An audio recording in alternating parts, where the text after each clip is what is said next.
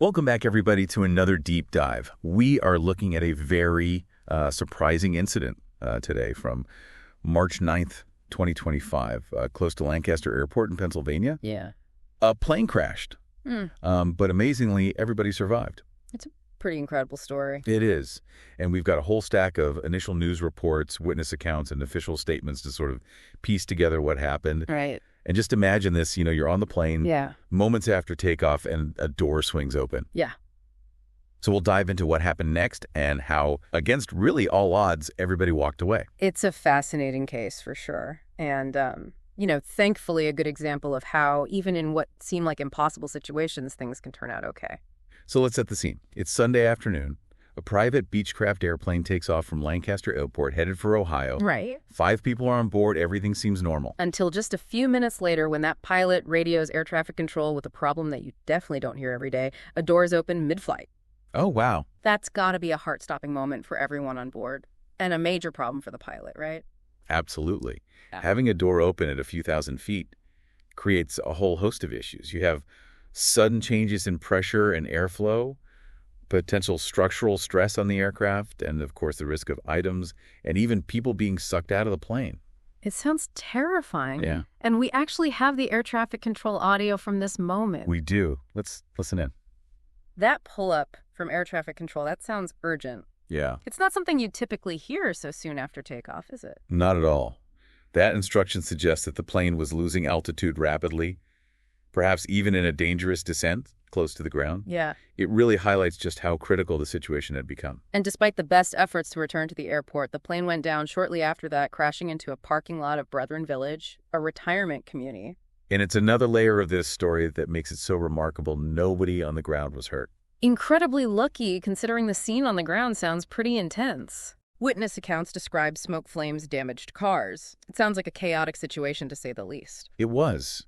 And there's one witness account, Brian Pipkin, who described the heat coming off the plane as like opening an oven set to 500 degrees. Wow, that's vivid. Yeah. You really get a sense of the danger from that description. Absolutely. It makes the fact that everyone on that plane not only survived, but was able to get out and be transported to the hospital even more incredible. It's as Manheim Township Police Chief Dwayne Fisher said, it's a wonderful thing that there were no fatalities. But with the relief, there have to be a lot of questions, right? How did this happen? Was it a mechanical failure, pilot error, something else entirely? That's where the National Transportation Safety Board, or NTSB, and the Federal Aviation Administration, better known as the FAA, come in. They are responsible for investigating aviation incidents like this to determine the cause and hopefully prevent similar events from happening in the future.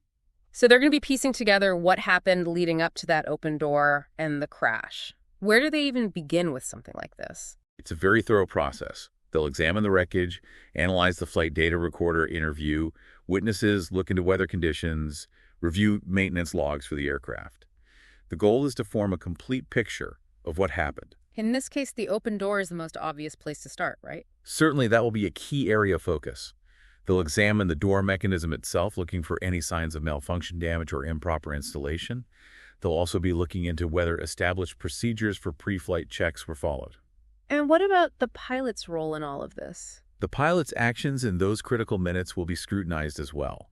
They'll be looking at their training experience and even medical history to see if any factors contributed to the incident.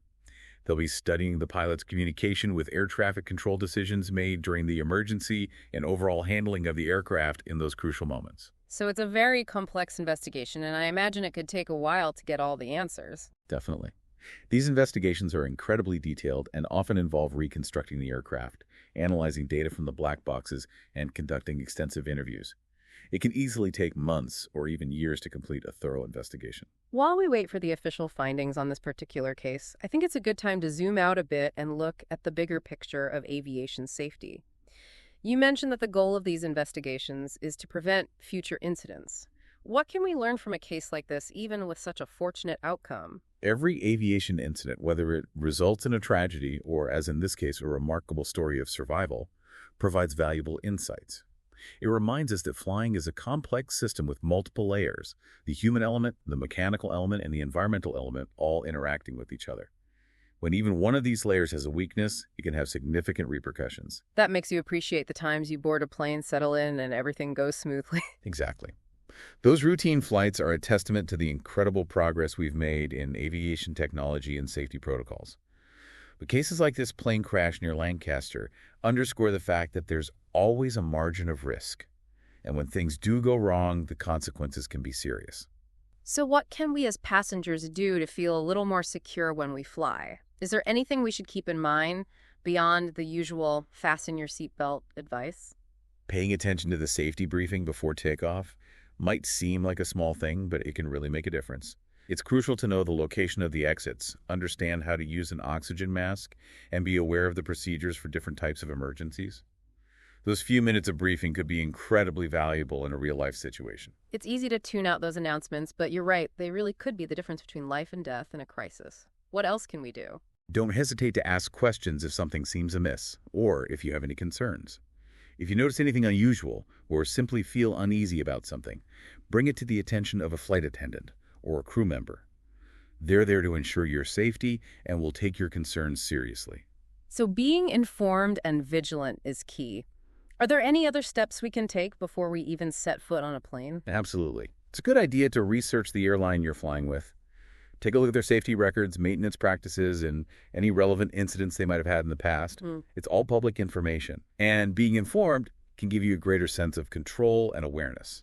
Knowledge is power, as they say. So far, we've talked about the crash itself, the investigation process, and some general safety tips. What other angles should we consider as we unpack this event? I think it's important to consider what I like to call the ripple effects of an incident like this. What do you mean by that? Well, consider the profound impact this crash must have had on everyone directly involved. The passengers, the crew, the residents of Brethren Village, they all went through an incredibly traumatic experience that can have lasting effects. Of course.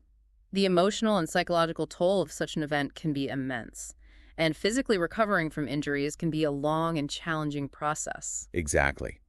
But beyond the immediate impact on those involved, there are also broader consequences for the aviation industry as a whole. Such as? Incidents like this often lead to changes in regulations, safety procedures, or even aircraft design.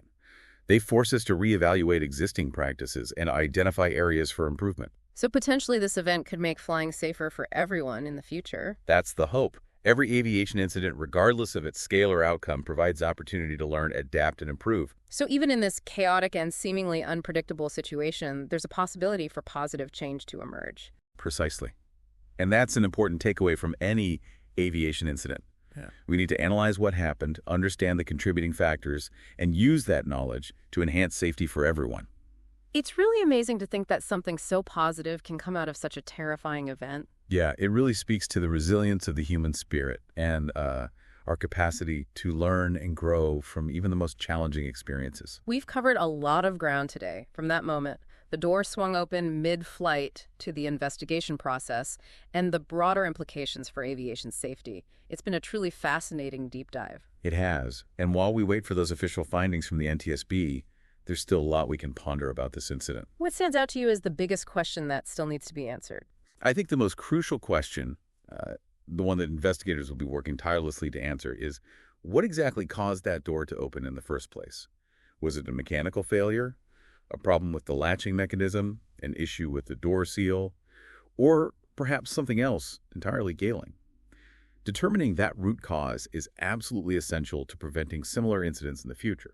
And once that cause is determined, what happens next? Well, the NTSB will issue a final report detailing their findings and recommendations. These recommendations could range from changes in aircraft design or maintenance procedures to updates in pilot training programs or even modifications to airport safety protocols. So this one incident could potentially lead to huge improvements in aviation safety across the industry. Absolutely. And it's a good reminder that safety is an ongoing process of evaluation, improvement, and adaptation.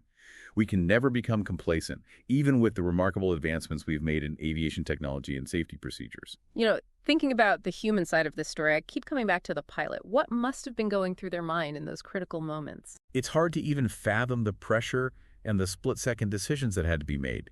You know, they were not only responsible for the safety of everyone on board, but also had to navigate an incredibly complex and dangerous situation while communicating with air traffic control and trying to regain control of the aircraft. It really highlights the incredible skill and training required to be a pilot, especially in these emergency situations. Absolutely. And it's a testament to their expertise and quick thinking that they were able to land that plane as safely as they did, despite the incredibly challenging circumstances. For anyone listening who wants to delve deeper into this incident or learn more about aviation safety in general, where should they go? Well, there's a wealth of information available online. You could start by searching for Lancaster plane crash, March 2025, to find news articles, videos, and personal accounts of the event. You can also explore the NTSB website, where you can find detailed reports on this incident and countless others.